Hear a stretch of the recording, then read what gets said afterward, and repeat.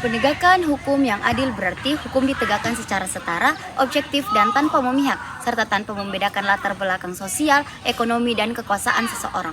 Prinsip utamanya adalah semua orang setara di hadapan hukum.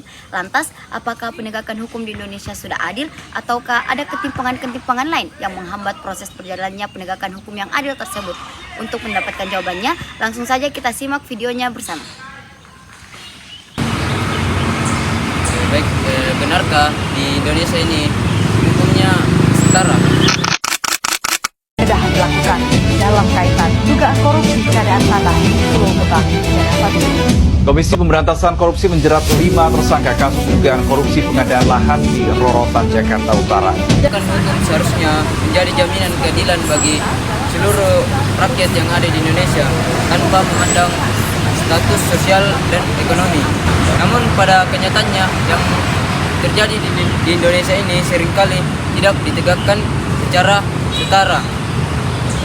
Banyak kasus yang terjadi di Indonesia menunjukkan bahwa rakyat-rakyat kecil ini dihukum berat atas pelanggaran ringan, sedangkan pelaku kejahatan besar, terutama yang memiliki kekuasaan atau uang, sering mendapatkan perlakuan ringan, bahkan bisa lolos dari hukuman tersebut. Kasus dugaan korupsi terkait tata kelola komoditi emas sebanyak 109 ton PT Antam bantah dugaan praktik pengoplosan Pertalite menjadi pertama.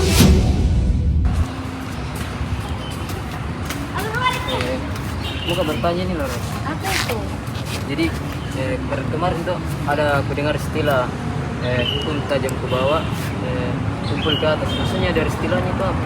Itu tuh kritik untuk hukum yang tidak adil. Masa rakyat kecil dihukum berat baru yang punya kuasa dilindungi? Tapi secara teori Laras, sebenarnya hukum yang ada di Indonesia itu netral tapi karena adanya kekuasaan, uang, makanya di Indonesia ini hukumnya berat sebelah. Baru masa tuh ada koruptor yang bawa lari uang ratusan miliar cuma dihukum selama 2 tahun sedangkan ada orang yang tidak bisa bayar dan dapatkan 100.000 dan dimasuki di penjara. Kalau begini terus, kita juga sebagai rakyat di Indonesia pasti hilang kepercayaan. Apalagi hukum di Indonesia sekarang itu dijadikan alat sebagai kekuasaan. Terus rakyat kecil juga tuh makin takut mencari keadilan. Artinya kita juga harus belajar misalnya kritis dan berani juga berbicara. Keadilan juga itu harus diperjuangkan, bukan kita siapa lagi.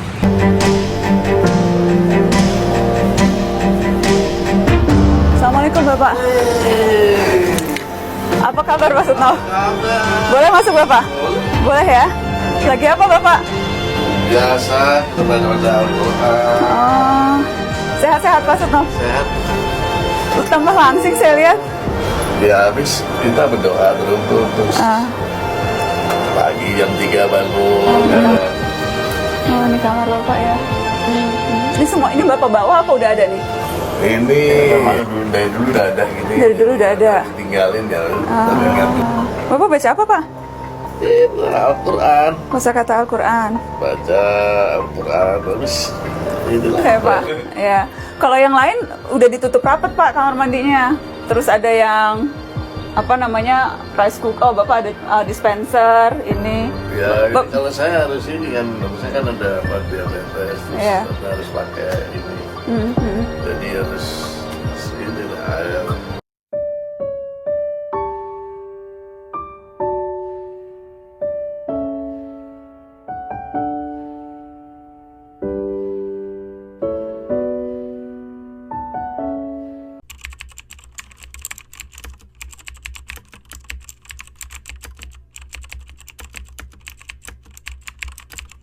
Hukum harusnya milik semua, bukan cuma segelintir orang.